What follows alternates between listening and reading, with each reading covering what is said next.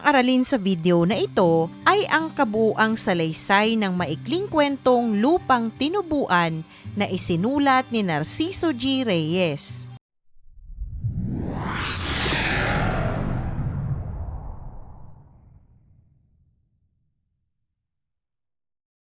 Sabay-sabay nating basahin at unawain ang maikling kwento ni Narciso G. Reyes na pinamagatang Lupang Tinubuan.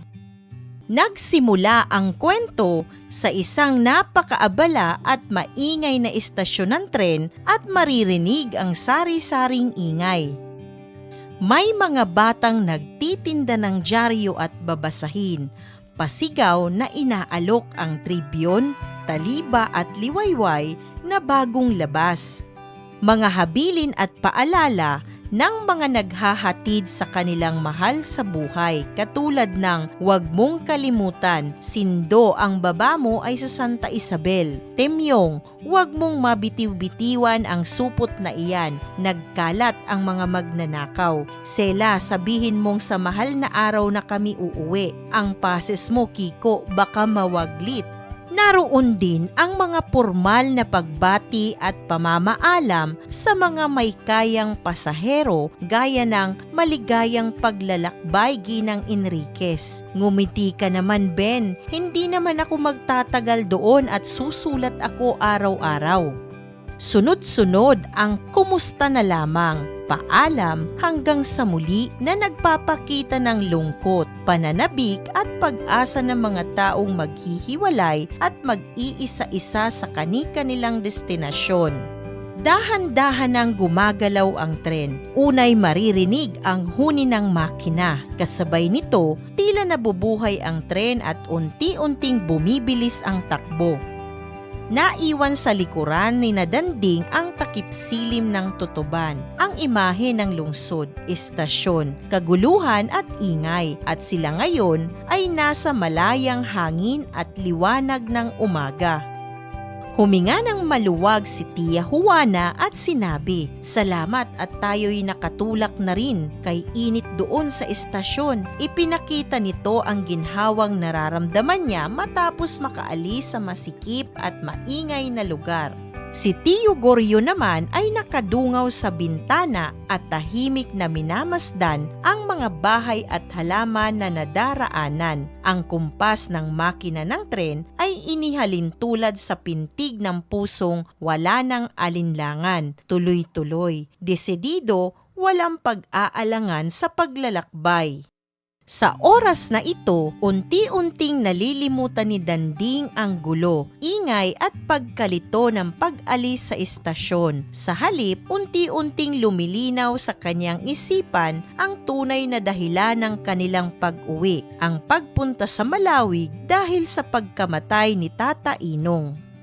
Muling nagsalita si Tia Juana at ipinaliwanag na ang namatay ay si Tata Inong, pamangkin ng Lola Asyang ni Danding at pinsan ng kanyang ama. Sinabi rin niya na mabait na tao si Tata Inong noong nabubuhay pa. Sa puntong ito, nakikita natin na kahit hindi kilala ni Danding ang namatay, nagsisimula ng ikonekta ng kanyang isip ang sarili sa pamilyang nasa Malawig.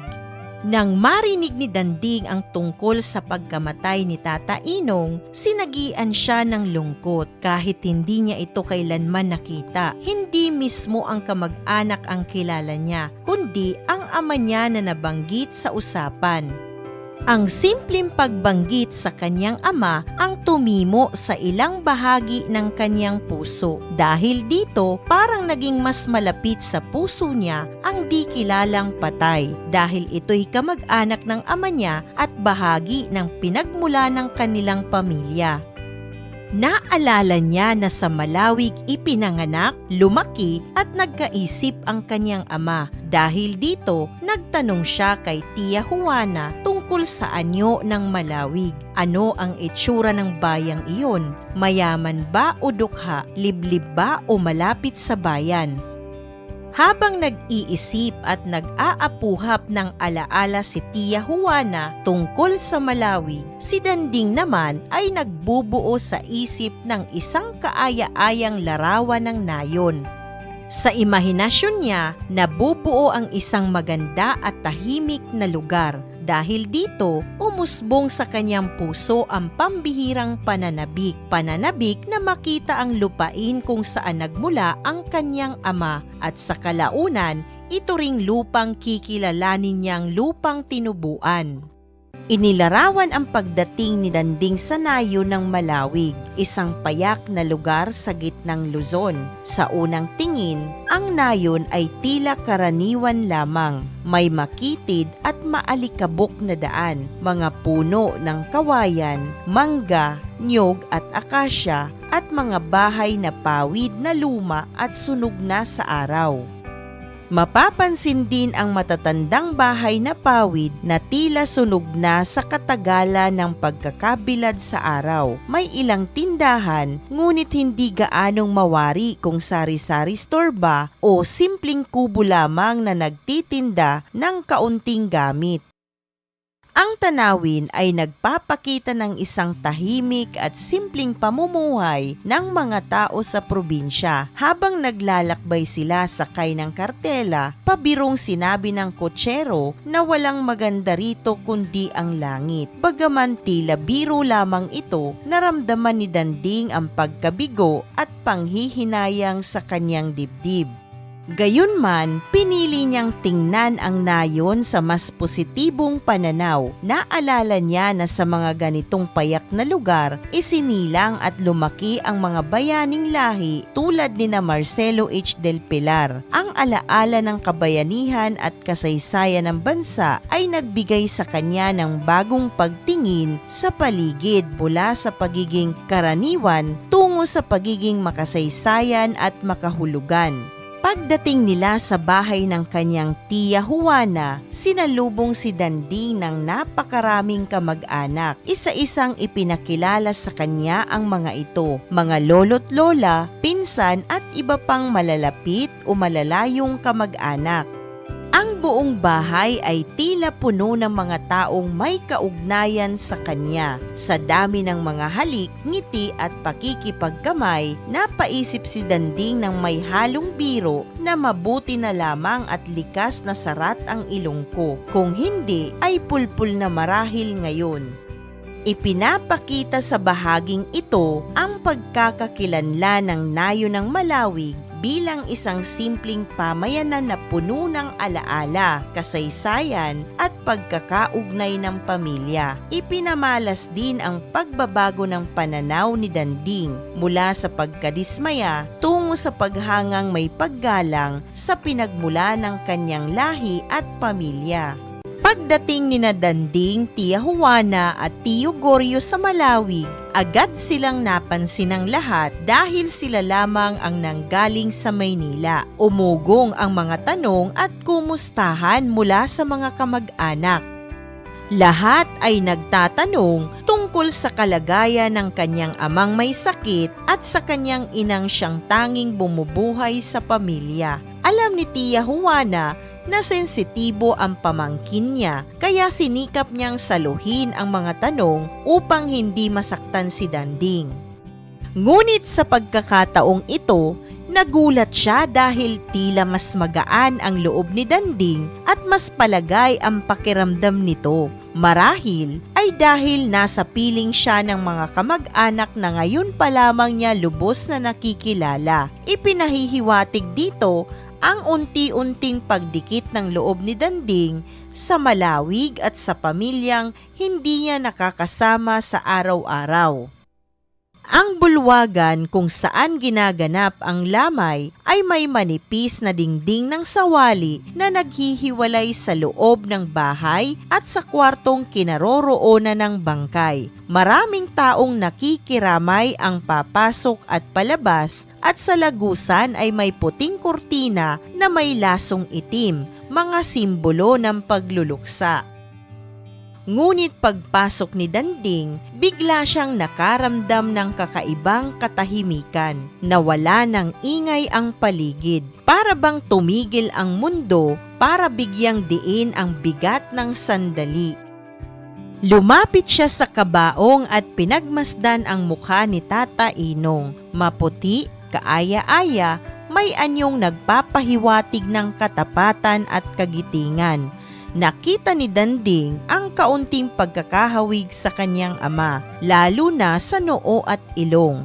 Dahil dito, mas nangibabaw sa kanya ang awa at malalim na lungkot. Kahit hindi niya nakasama ang namatay, ito ang sandaling nagdudugtong ng nakaraan, mga ninuno, kasalukuyan, siya mismo at pinagmulan ang ama at ang lupaing malawig. Mabini siyang pinaalalahanan ni Tia Juana, hindi mo nababati ang Nana Maria mo at ang pinsan mong si Bining, kaya't humalik ng kamay si Danding kay Nana Maria, asawa ng Yumao, at tahimik na naupo sa tabi ni Bining. Hindi siya nagsalita, puno ang kanyang puso ng emosyon, lungkot at pagninilay. Nakakita siya ng lumang album at binuklat ito. Habang tinitingnan, napag-isip-isip niyang ang mahiwaga at makapangyarihang kaugnayan ng dugo ang isang pamilya na pinagdurugtong ng pinagmulan at kasaysayan kahit sila ay hindi lumaking magkakasama. Pagkatapos kumain, nagtungo si Danding sa bukid sa likod ng bahay. Tapos na ang anihan. Malinis at nakahantad ang lupang nalalanta sa init ng araw. Umupo siya sa ilalim ng kawayan at nagmasid sa paligid. Sa puntong ito, tahimik niyang ninanamnam ang tanawin, ang pinagmula ng kanyang ama at ang paunti-unti niyang pag-unawa sa kahulugan ng pagbabalik sa lupang tinubuan. Habang nag-iisa si Danding sa bukid, napansin niya sa gawing kaliwa ang isang matandang lalaki na abala sa pagkakayas ng kawayan na si Lolo Tasio. Ang itak ng matanda ay kumikislap sa ilalim ng araw, wari isang hiyas na sumasagisag sa husay, karanasan at mahabang panahong ginugol niya sa lupaing iyon. Tumayo si Danding at lumapit sa matanda at doon nagsimula ang isang mahalagang pag-uusap na magbubuka sa kasaysayan ng kanyang ama. Si Lolo Tasio ang unang nagsalita at agad niyang napansin ang pagkakahawig ni Danding sa kanyang ama, hindi lamang sa anyo kundi sa ugali at pag-iisip. Ayon sa kanya, kapwa balisa sa maraming tao ang mag-ama at mas pinipiling mapag-isa. Sumang-ayon si Danding sa ipinaliwanag na may mga sandaling kailangan ng tao ang katahimikan upang mag-isip at magnilay. Lalong pinagtibay ni Lolo Tasio ang obserbasyon. Bata pa lamang ang ama ni Danding ay may isip na lagpas sa kanyang edad. Mahinahon, malalim, at parang may isip ng magulang. Nausisa ni Danding kung nasaksihan ba ni Lolo Tasio ang kabataan ng kanyang ama. Napahalakhak ang matanda at buong pagmamalaking isinalaysay na siya mismo ang nagbaon ng inuna ng ama ni Danding. Isang pahiwatig ng malalim na ugnayan at pagiging saksi niya sa simula ng buhay nito. Siya rin ang gumawa ng unang mga laruan ng ama ni Danding at nag-alaga rito matapos itong maulila agad sa ama. Sa bahaging ito, lalong naging malinaw kay Danding ang bigat ng pinagdaanan ng kanyang ama sa murang edad. Biglang tumayo si Lolo Tasio at itinuro ang iba't ibang bahagi ng bukid. Isa-isa niyang ikinuwento ang masasayang alaala ng kabataan ng ama ni Danding, kung saan ito nagpapalipad ng saranggola, kung saan ito nahulog sa kalabaw habang tumutulong sa pag-aararo at halos hindi tumigil sa pag-iyak sa sakit. Ang mga pangyayaring ito ay naglarawan sa ama ni Danding bilang isang karaniwang batang probinsyano, masigla, mausisa at natuto sa pamamagitan ng karanasan. Pagkaraan, tumingala si Lolo Tasio sa punong mangga sa likuran at inalala ang mas seryosong bahagi ng kasaysayan. Sa panahon ng himagsikan, nang mabalitaang may paparating na mga huramentadong Kastila. Itinago niya ang ama ni Danding sa itaas ng punong mangga upang mailigtas sa panganib. Ipinakita nito na ang ama ni Danding ay hindi lamang lumaki sa simpleng buhay probinsya, kundi naging saksi rin sa magulong kasaysayan ng bansa. Hindi naglaon, ibinahagi rin ni Lolo Tasio ang mas personal na alaala. Sa mismong lugar na kinauupuan ni Danding noon, isinulat ng kanyang ama ang kauna-unahang tula, isang papuri sa kagandahan ng isang dalagang nakilala sa bayan. Ipinakita nito ang pagiging makata, romantiko at may tagong kapilyuhan ng ama ni Danding. Napangiti si Danding at pabirong nagtanong kung ang dalagang iyon ba ang naging dahilan ng pagluwas ng kanyang ama sa Maynila.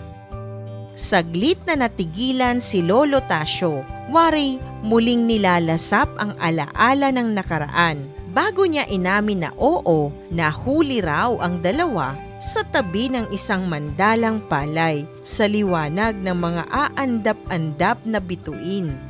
Matapos ang makahulugang pag-uusap nila ni Danding at Lolo Tasio, marami pa sanang nais itanong si Danding tungkol sa kanyang ama at sa nakaraan ng kanilang pamilya. Gayunman, nanaig sa kanya ang kamalayang naroon siya sa isang lamay at may mga taong naghahanap na marahil sa kanya sa bahay. Kaya't marahan at magalang niyang pinutol ang kanilang usapan. Iniwan si Lolo Tasio na muling nag-iisa, nakalubog sa mga alaala ng nakaraan. Pagbalik sa bahay, biro siyang tinanong ng isa sa mga pinsan niyang ngayon pa lamang niya lubos na nakilala kung ano ang kanyang pinanood sa bukid. Payak ngunit makahulugan ang naging sagot ni Danding. Ang araw, kasabay nito, napapikit siya dahil sa biglang paglipat mula sa maliwanag na bukid patungo sa agaw dilim ng loob ng bahay na tila nababalot ng lungkot at pagluluksa. Mula sa bahay ay nagtungo ang mga tao sa libingan sa gilid ng simbahan. Sa paglalakad ni Danding, bumalikwas sa kanyang isipan ang malalim na pagninilay tungkol sa kamatayan. Naalala niya ang sumpa ng Diyos kay Adan, ang hatol sa sangkatauhan na magdanas ng hirap, sakit at kamatayan. Para kay Danding, ang libingan ay hindi lamang lugar ng paglilibing, kundi taguan ng kasaysayan ng lahi. Naroon ang alabok ng kanyang mga ninuno, ang bakas ng mga kasapi ng katipunan at ang pinagsama-samang pag-asa, pag-ibig, ligaya, lumbay, pangarap at pagkabigo na minana niya bilang bahagi ng kanyang angkan.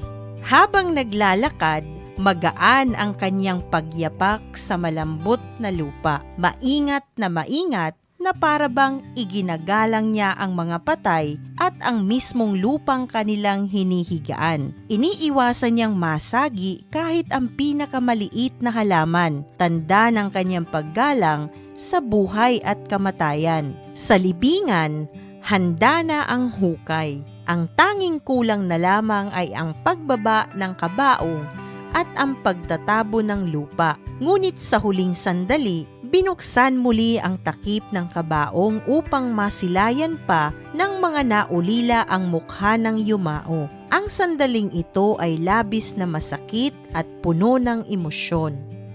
Bigla, ang kaninang katahimikan ay nabasag at pumalit ang mga impit na hikbi at piping pananangis. Mga iyak na hindi malakas, ngunit lalong tumatagos sa puso.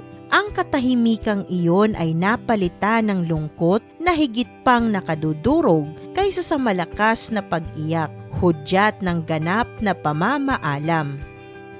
Sa sandali ng huling pamamaalam sa libingan, pilit na pinagtiim ni Danding ang kanyang mga bagang upang pigilan ang pagbuhos ng kanyang damdamin. Gayunpaman, sa kabila ng kanyang pagtitimpi, nanggigilid ang luha sa kanyang mga mata, palatandaan ng matinding sakit na hindi na kayang itago. Unti-unting nag-ulap ang kanyang paningin, waring nilalamon ng lungkot ang kanyang buong pagkatao. Nilunod ang kanyang puso ng malalim na dalamhati at ng kakaibang pakiramdam na parabang siya mismo ay dumaranas ng isang uri ng kamatayan, hindi pisikal kundi emosyonal at espiritual. Dahil sa bigat ng damdamin, nabalisa siya at sumikip ang kanyang dibdib. Kaya't dahan-dahan siyang lumayo sa libingan at nagpaunang bumalik sa bahay. Pagdating doon, ninais niyang mapag-isa upang harapin ang kanyang nararamdaman. Nang makita niyang may mga taong naiwan pa sa bahay, patalili siyang nagtungo muli sa bukid. Umiwas sa pakikipag-usap at pakikihalubilo.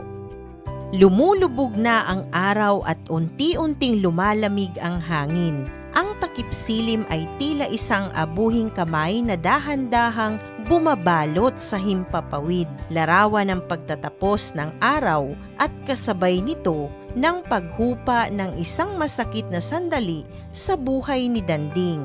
Tumigil siya sa tabi ng pulutong ng mga kawayan at pinunasan ang pawis sa kanyang mukha at liig. Doon sa gitna ng katahimikan, tila hinaplos ng kapayapaan ng bukid ang kanyang nag-aalab na damdamin, gaya ng isang inang humuhupa sa lagnat ng anak. Huminga siya ng malalim, naupo sa lupa, ipinikit ang mga mata at inunat ang mga paa. Itinukod niya ang kanyang mga palad sa lupa at hinayaang maglaro sa kanyang ligalig na mukha ang banayad, malamig at mabangong hangin. Isang sandaling pahinga at paggaling mula sa matinding dalamhating kanyang dinadala. Habang nakahimlay si Danding sa bukid, unti-unting napapawi ang kanyang lungkot, pagod at agam-agam. Sa lupang iyon, ang lupang sinilangan ng kanyang ama. Nakaramdam siya ng kakaibang kapanatagan. Ang palakas na hangin na may dalang amoy ng lupa at bango ng nakamandalang palay ay tila nagpapagaling sa kanyang damdamin. Naalala ni Danding ang mga kwentong isinalaysay ni Lolo Tasio tungkol sa kabataan ng kanyang ama, ang pagpapalipad ng saranggola, ang pagkahulog sa kalabaw, ang unang pag-ibig sa bunton ng palay. Ang mga alaalang ito ay naging buhay sa kanyang gunita. Siya'y napangiti, natawa ng marahan at mas lalong idinikit ang sarili sa lupa. Sa sandaling iyon, nakaramdam siya ng malalim na pagkakaugnay sa bukid na minsan nang diniligan ng luha at halakhak ng kanyang ama. Para kay Danding, ang lupa ay hindi na basta tanawin. Ito ay bahagi ng kanyang pagkatao. Sa sandaling iyon ng katahimikan, tila nahawakan ni Danding ang lihim ng pag-ibig sa lupang tinubuan. Nauunawaan na niya kung bakit napakasakit ng mapalaya sa sariling bayan at kung bakit handang suungin ng mga anak ng bayan ang unos upang makabalik lamang sa inang bayan. Naliwanagan siya kung bakit ang mga bayani tulad ni Rizal at Bonifacio ay naghandog ng kanilang buhay. Hindi lamang ito sa malalaking ideya ng kalayaan, kundi dahil sa konkretong lupang kanilang minahal. Ang lupang kinalalagyan ng mga tahanan, kabuhayan, pamilya, alaala at pamana ng mga angkan. Sa ganitong pag-unawa, muling napangiti si Danding. Isang ngiting may kasamang pagkamulat at pagpapahalaga. Habang lumalalim ang kanyang pagninilay, narinig ni Danding ang mga tinig sa may baybay na tumatawag sa kanyang pangalan. Dahan-dahan siyang tumayo. Gabi na at nilalamon na ng dilim ang paligid. Wala mang buwan at madilim ang langit, nakikita pa rin niya ang mga kawayan, mga tahimik na saksi sa kauna-unahang tula ng kanyang ama at ang aandap-andap na mga bituin na minsang naging saksi sa unang pag-ibig nito. Sa kabila ng dilim, nanatiling malinaw sa kanyang isipan ang mga alaala. Ipinahihiwatig nito na ang liwanag ng alaala at pagmamahal sa pinagmulan ay hindi kayang patayin ng dilim o ng panahon. Isang mahalagang aralin muli ang iyong napanood. Maraming salamat sa panonood sa channel na Aralin sa Filipino. Huwag mag-atubiling mag-comment ng inyong tanong, suggestions o paglilinaw ukol sa aralin. Munting kahilingan sa iyong kaibigan, paki-like, share, and subscribe para updated ka sa mga susunod pang bagong video ng Aralin mo sa Filipino.